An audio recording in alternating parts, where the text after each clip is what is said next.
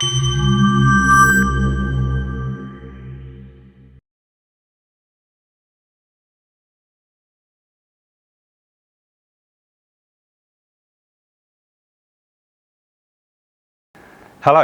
my name is Dan Oakley. I'm a Dark Skies Officer for the South Downs National Park, and it's my pleasure to give you this session for Thorn Lighting on the importance of dark skies. So I'm going to take you through why dark skies are important and what you can do to help them, and why it's important and relevant to Thorn. So the first slide, again, is just showing off all these wonderful dark skies that we have. I'm the officer for the South Downs, but I'm also an IDA, International Dark Association advocate. I'm also the chairman of the IDA Places Committee, and I also coordinate UK Dark Skies Partnership. But what we're really here to talk about these wonderful starry skies, just like this image here of Midhurst. This is just outside of Midhurst in the South Downs National Park, and you can see there that wonderful Milky Way rising above the trees with this lovely nebulosity showing all the dust lanes in the galaxy to really emphasise why dark skies are important.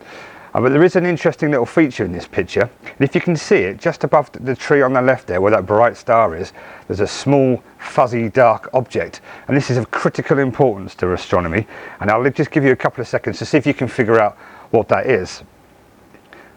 It is in fact really important. It is grit on the camera lens, and it spoils a great picture, but what can we do?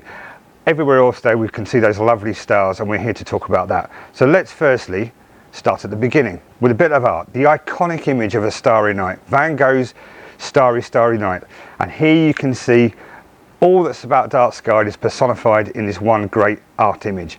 And we can spend time going through this image and seeing how that relates to the work that Thorn does, but we'll come back to this picture in a minute, because I'm going to take you on a little journey so you can become dark sky champions yourself and really understand what's going on in this picture, because I guarantee you'll look at this picture in a new way.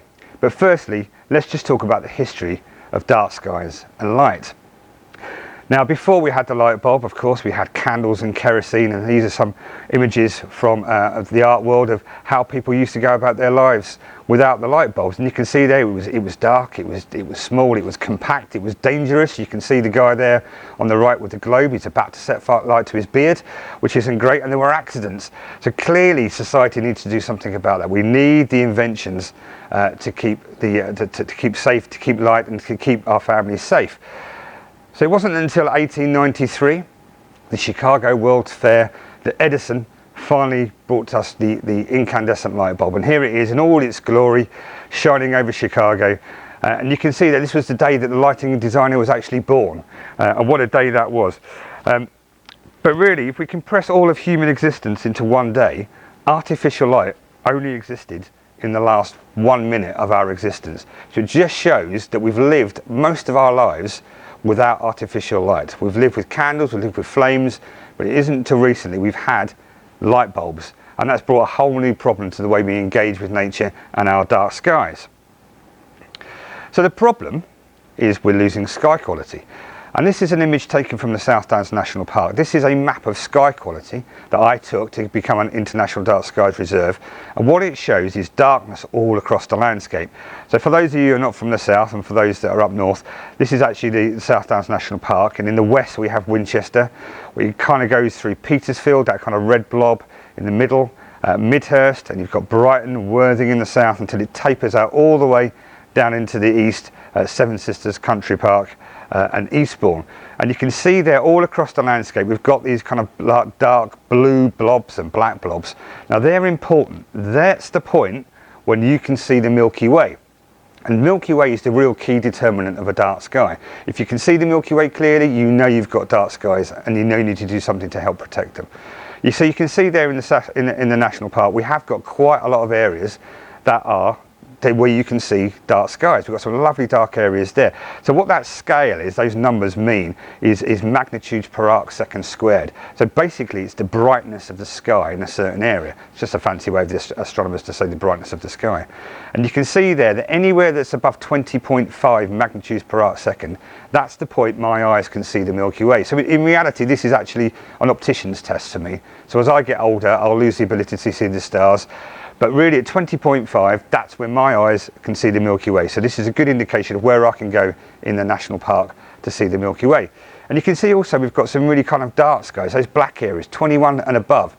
Now these are really good areas for dark skies. The Milky Way will pop, it'll shine, it'll twinkle, and you can see those places all over the UK in our growing family of dark sky places and reserves and other designation types. And to me it was a bit of a surprise coming from Portsmouth and the city. I was genuinely surprised that we had those good quality skies in the southeast. But you can see the problem we've got. We've got development going on, those red blobs, and that is kind of the death by 1,000 cuts, a death by 1,000 light bulbs. And each one of those light bulbs contributes to light pollution, and it reduces the ability to see the night sky. And that's the problem we've got as a National Park Officer, and I've got as a dark sky advocate, is how we can work together with Thorn, with our local lighting producers, with our local authorities to make sure we can still see dark skies. And you'll understand the importance of why that is a bit later. But to really kind of press home to begin with, let's start with the most important visitor to the national park, which is that of the photon. And this is one of these pictures where it kind of sums up the battle of the photons, because we really do like those photons that come from the Milky Way there. You can see the darkness, the dust lanes in the Milky Way, and all those thousands and thousands of stars that make up that kind of shimmering river that exists above our head. But we've got lights all over the place, like this one here. And that's the battle we've got, because we've got photons from the sky, we've got photons from the light bulbs. And what we're talking about here is a trade-off. We want to make sure that the right light is in the right place at the right time with the right controls, that we can still see the Milky Way. And this is a great light because this light is off. It's no longer needed for what its purpose is for the night, which means I can stand right underneath it and I can take this wonderful picture from the top of Woolbean Common.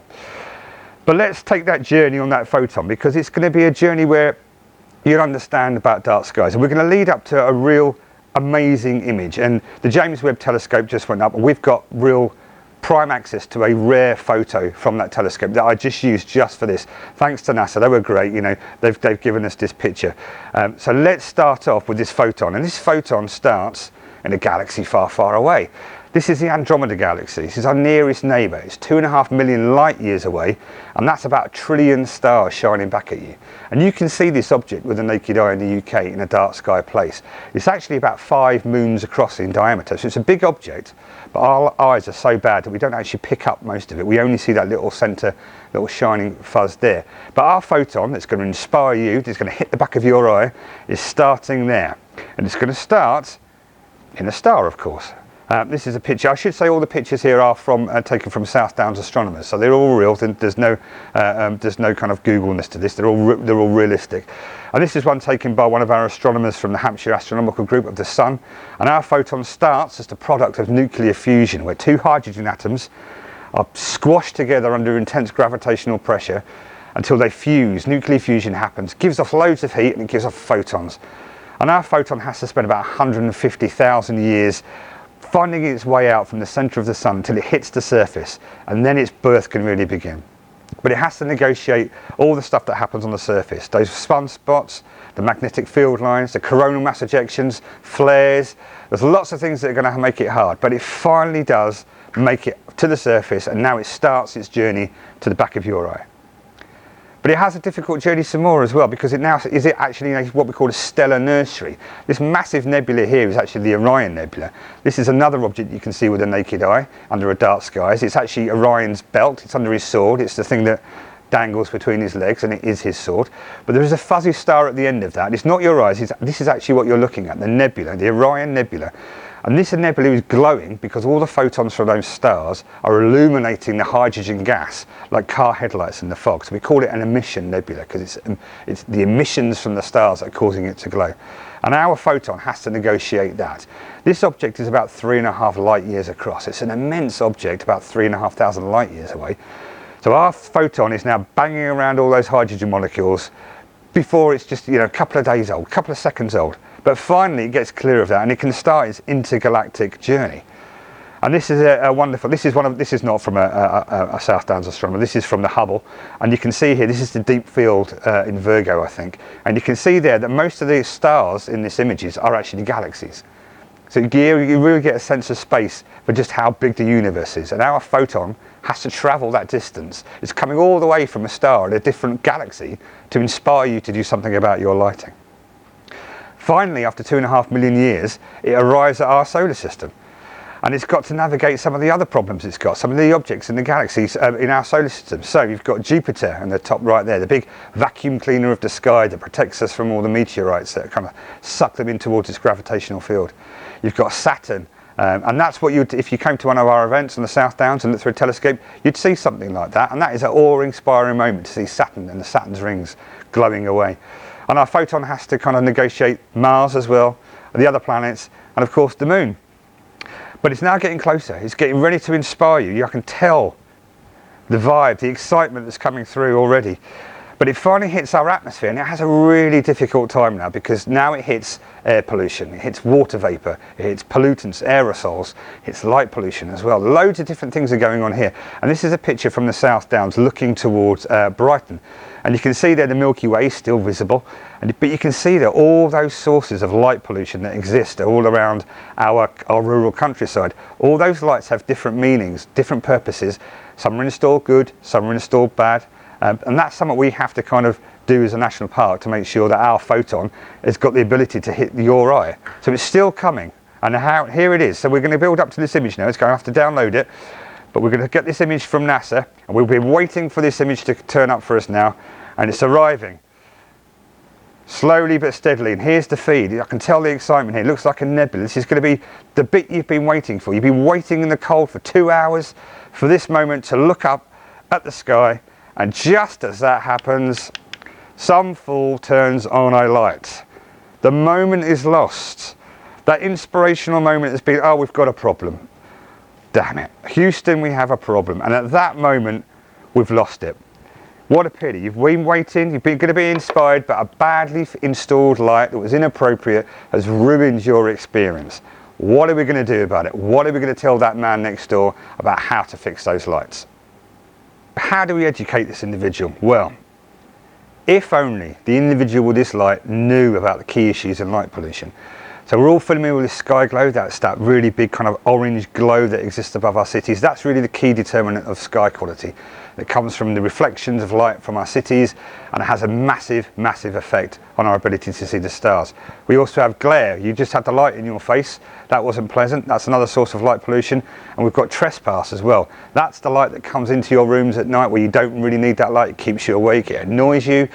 So they're the really key three main ones. There is another one though that I think is relevant to national parks, and that's the presence of lighting itself. Now you could have a really good, well-designed installation, but just the sheer presence of that light in a dark place can have a massive, massive effect. So that for us is another key issue of light pollution. Is not whether or not it's important or not, it's whether or not it should be there in the first place. If only our resident knew about the 5 principles for lighting.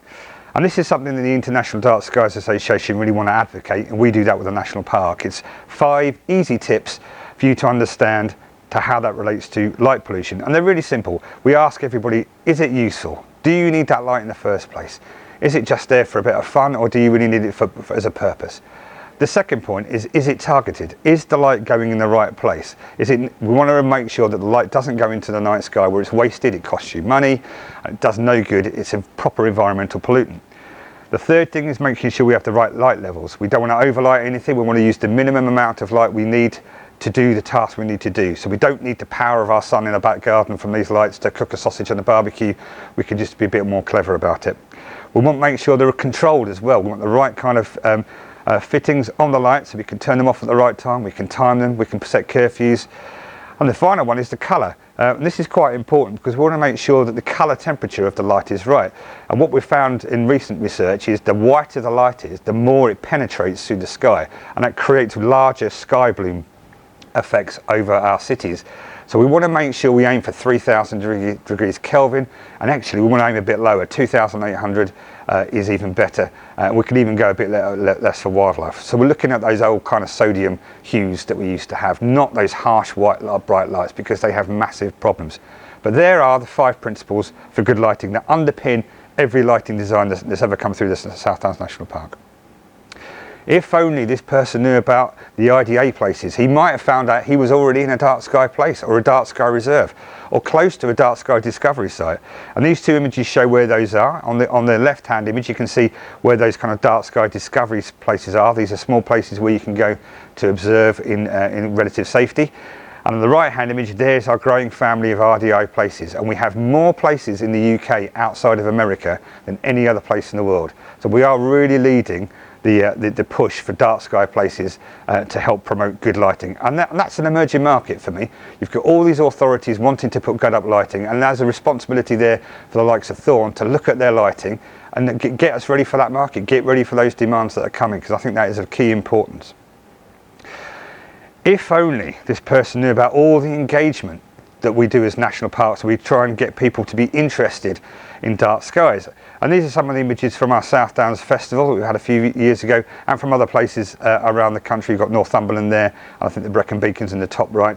But you can see there how we would like to engage with the kids, but we get them to dress up, we get them to stand next to Tim Peake with our South Downs and Embrace the Darkness logo. And we also get people out looking through telescopes. There's nothing that makes you engage with the dark sky as looking through a telescope, even if it's just at the moon, and you can do that in a city. It's wonderful. Have a go if you can do it. And we also have indoor planetariums that go around where you can get shows, brilliant places to go that you can get educated to know what's important about dark skies and what you can do to really appreciate them. If only this person knew about all the efforts we go to try and protect the dark skies with our policies. And in the South Downs we try and lead on this. So we're as a planning authority, we're tested, we have lots of applications per year, so we make sure we've got some really good guidance products out there that can help developers and lighting engineers and anybody who's doing an application understand what they need to do. And these are just some of the guidance that we do. We have Planner's Guide to Technical Guidance. We have our Technical Advice Note, which is our real core policy document to tell people how to do lighting designs for national parks. Northumberland do something similar, and all the other places will have some kind of similar documents. On the left though, there's a real interesting document called Towards a Dark Sky Standard. This is something I put together with the UK Dark Skies Partnership, and it's kind of a general introduction of how to understand dark skies from a lighting point of view. It's a very overview document. It'll signpost you to the right kind of guidances, the right kind of advice that you can take those further. So if you want to get started, that's a great document to get started with, Towards a Dark Sky Standard. If only this person knew about the IDA Fixture Seal of Approval, the FSA scheme. And this is a scheme where the IDA try and badge and promote lighting that conforms to good lighting. So it'll have the right colour temperature. It'll make sure that the light always comes down. So I think your Thorn products, the Plurio, the Night Tune is a good example of one of those products where having that light in the right place has done wonders for the places it was done. I think it was in the Lake Districts with Cumbria. What a change that made to the residents and the quality of the night sky. So you've got to really applaud yourself for getting that lighting on the FSA scheme, because it's manufacturing, I think, is where the driver is going to be. We've got more products, we've got more opportunities to help with dark skies with the Fixture Seal of Approval. If only this person knew about the effects on wildlife and nature. It's not just our eyes that are affected by light.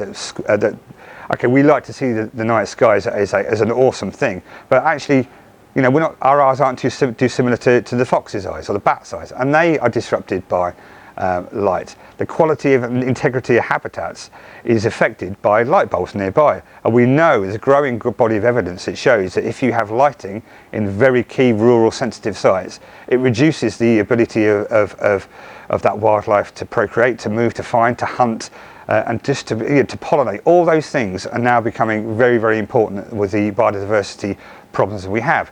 And we now know that lighting really affects those issues as well. So you will see the debate change, I think, from just being a star problem to being something that affects wildlife. And these are some of the pictures from the South Downs. Again, you've got the lovely crab there at Cookmere Haven, dancing under the stars there. It's a disco crab, I call him. You've got the night fox, and you've got bats as well. All those wonderful species you can go to. And one of the best experiences you can have actually is just going to the countryside when it's dark. It can be cloudy as well. And you will get exposed to new experiences, new sounds, and just that experience of being in the dark is wonderful and it's different. So be brave and have a try. If only this person knew about the effects of light pollution on health and crime. Now, we've all just talked about how it affects wildlife, but it also affects your brain. The chemicals in your brain, the endocrine system, you produce melatonin.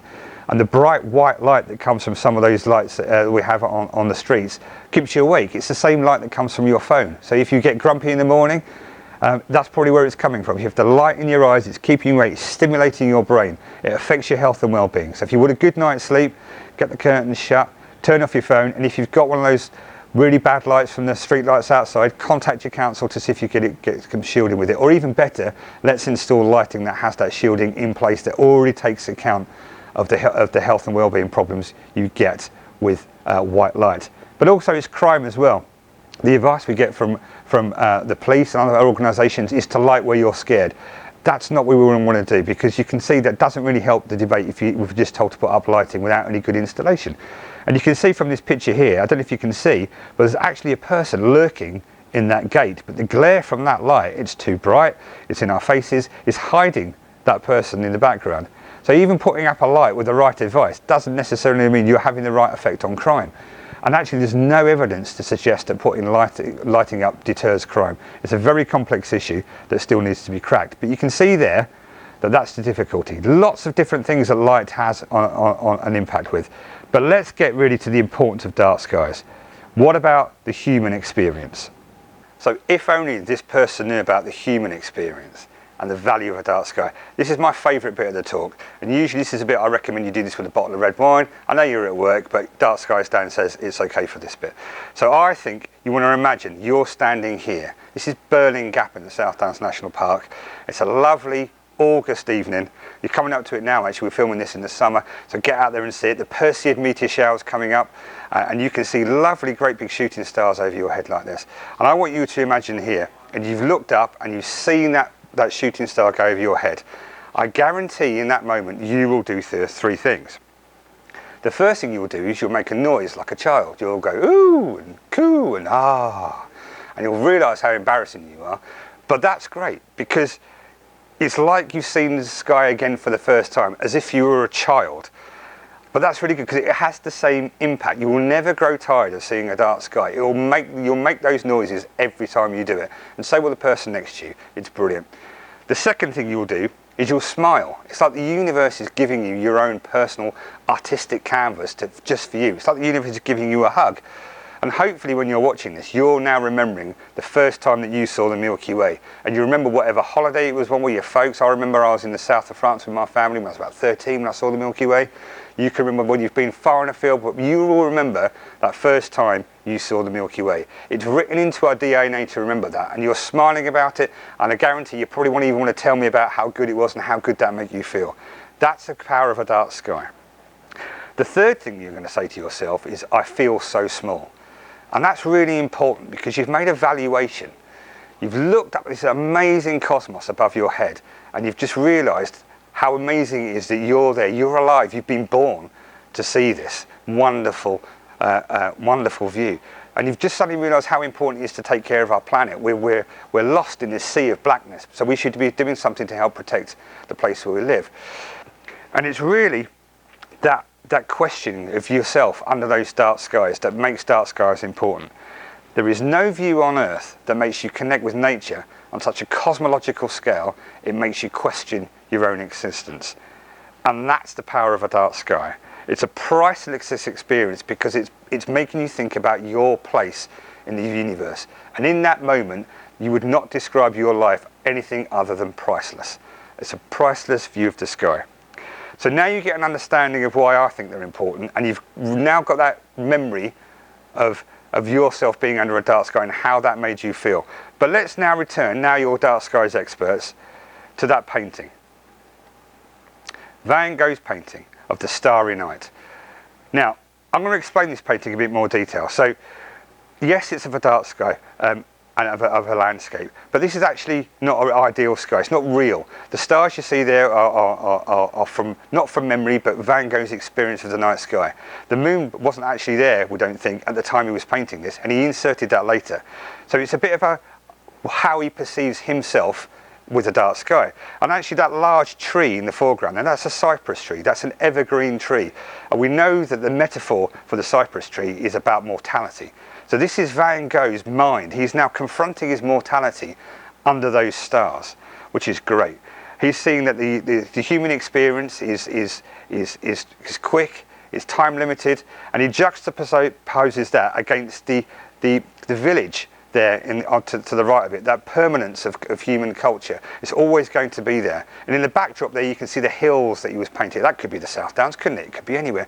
But you can see there how he's making that relationship with dark skies about himself with nature. But what about this little mysterious swirl that's in the sky there? Is that the Milky Way? Is it a cloud? What could that be? Well, interestingly, Van Gogh actually was quite a fan of Japanese art. And one of the things he was particularly interested in was this painting here. And you should recognise this painting as well. This is by Hokusai. And this is a painting, it's a block wood painting. There are lots of these paintings around. But it's the Great Wave off of Kanaanga. And you can see Mount Fuji there in the distance. Now this is a painting all about the relationship with man with nature. Nature is crashing down on the fishermen in the water there. The massive awesomeness, the power of nature is crashing down, and this is a painting of their relationship. They're cowering underneath the immense power of nature. So when Van Gogh wanted to interpret his awesomeness with the night sky, is it any wonder that he used that painting within his own Starry Night? And there you can see the great wave behind the Milky Way there. That's what the Milky Way is. So this painting has it all. It has the mortality element, the questions about life and death with the dark sky, his existence. We have the relationship with nature, the awesomeness of a night sky with the great wave of the Milky Way. But also you've got the permanence of culture, of people there. Now you're all lighting designers, you work in the lighting profession.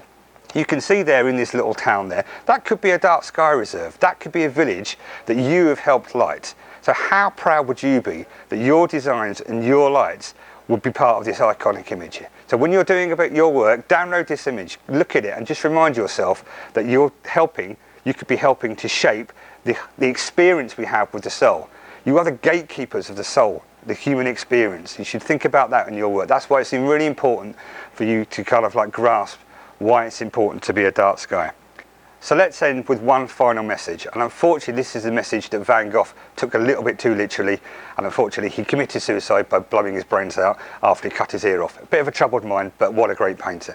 But really, whatever you do in lighting, with your designs, with your manufacturing, with your products, all you have to remember, the most important thing to do is to embrace the darkness.